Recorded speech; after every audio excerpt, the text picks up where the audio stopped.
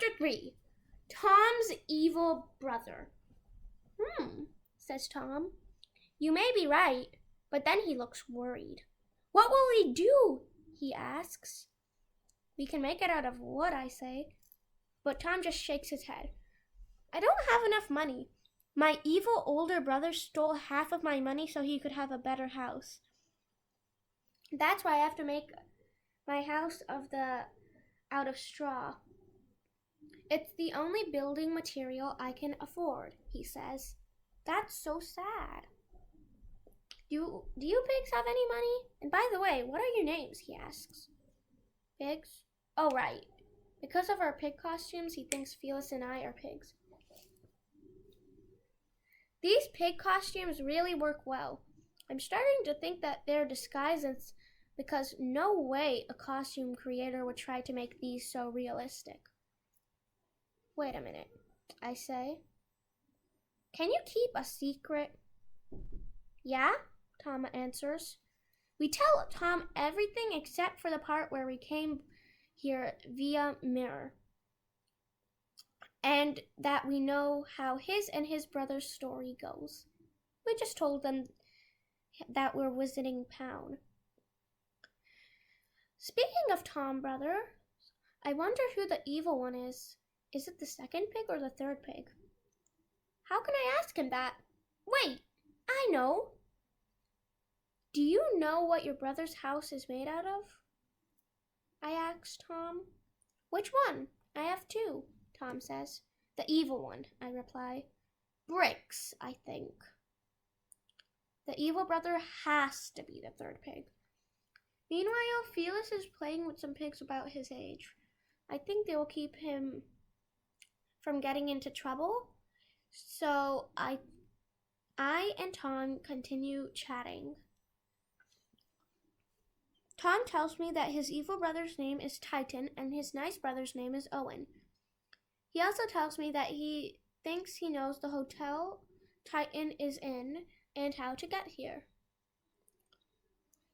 Yay! So all we have to do is break into Titan's house and get the money he stole from Tom. At first, Tom is a bit hesitant because he doesn't want to steal, but then I tell him that we aren't exactly stealing. Most of his hesitation goes away. Let's get Felix, I say to Tom. So we do. Awesome, my brother shouts when he hears the plan. Although it might be because we are breaking into a hotel. So after we have lunch, we start walking to Titan's hotel. If this was a walkathon, I could win it. We walk to the hotel. Felix is lagging behind because he's sad to say goodbye to his friends, but we have a plan. First, we help Tom get his money back. Next, we help Owen from getting eaten by the big bad wolf. Then we get the big bad wolf arrested. Finally, we find a way to get home. It's a great plan, isn't it? I should be a planner when I'm older, although I don't know if that's a real job. Maybe I'll just be a doctor or a firefighter or a judge or an astronomer or an engineer. I don't know. The possibilities are endless. Maybe I'll just stick to being a kid for now. Anyway, when we get to the lobby, we ask that person who's always on the other side of the desk in hotels which room Titan is in. Tom also says his last name just in case there are two Titans, which I'm pretty sure there aren't. Room 111, the person says when we tell her that we're visiting Titan. We walk until we reach room 11. Titan is very irresponsible. He has left his door open. Who knows, a madman can break into his room whenever he wants to, but that's good for us. Thank goodness, Tom says. Titan never closes doors, except when he's in the bathroom. Let's get the money quick, I tell Felix and Tom. Titan could get inside any minute. Right, Captain Ara, Felix says, saluting me, but I shush him. This is not the time for telling jokes. How much did Titan steal from you? I asked Tom. He stole $25 from me, so I only had $25 left, and straw was the only material I could buy for a house with $25. I quickly look around for $25. It's not hard. I spot a $20 note and a $5 note on the bedside table. Suddenly, I hear footsteps coming. Tom, Felix, and I freeze in our tracks. But luckily, it's just a worker coming down the hall to help some very picky customers. We hightail it out of the hotel. Just as we're running through the lobby, we hear an ear-piercing scream. Someone stole my money, Titan screams. Uh-oh.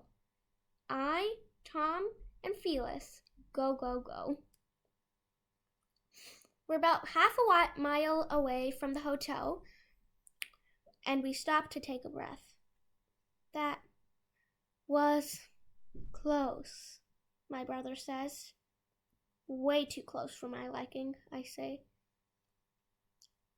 But the good thing is that we have the money, so I can buy a wooden house that has at least 4 rooms, including a kitchen and a bathroom. Things in pound sure are cheap. I mean, only $50 for a wooden house, although it's probably small. I was wrong.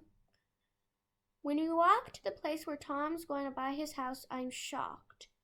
All the houses on this street are the size of my house, and my house definitely wasn't worth $50. We keep walking down the street until we reach a house that has a sign that says, "For sale." What luck! This house is perfect, I say after we finish touring the house. Tom thinks so too. So he calls the owner. Hello, this is Tom Willow speaking. Willow is Tom's last name. Yes, I happened to come across your house and I would like to buy it. What? It's only $40? Then Tom starts saying things like, awesome, great, thanks, goodbye. After the call ends, he looks at us. His face is shining. The owners are really nice, he says to me and Felix. And the cost is only $40, so I can use the rest for my job. I want to be a doctor. Great, but first you have to return the straw, I say. The first part of the mission is a success. Then I say to Tom, it was really nice to meet you, but we need to get going. Okay, Tom says. He seems sad, but he understands. Also, his new house should cheer him up. So Felix and I go back to the cheese shop, and hopefully we'll find the second pig there or somewhere close by.